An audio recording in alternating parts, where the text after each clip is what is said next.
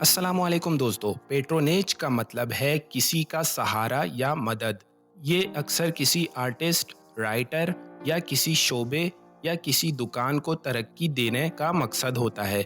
मसलन अगर आप एक कलाकार हैं और आपके पास एक पेट्रोनेज है, तो ये मतलब है कि कोई आपकी तस्वीरात खरीद रहा है ताकि आपको किसी प्रोजेक्ट के लिए पैसे दे सके या आपको बढ़ावा दे सके आपके हुनर को आगे बढ़ाने के लिए। एक और मिसाल देखते हैं। इमेजिन करें कि एक कलाकार को एक रिच पैट्रोनेज मिला है और वो अब अपनी पेंटिंग्स बेच रहा है।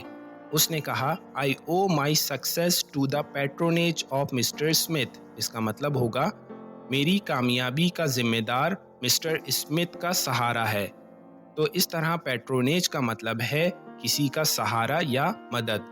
उम्मीद है आपको अब समझ में आ गया होगा पैट्रोनेज का मतलब। मिलते हैं नेक्स्ट वीडियो में। खुदा हाफिज।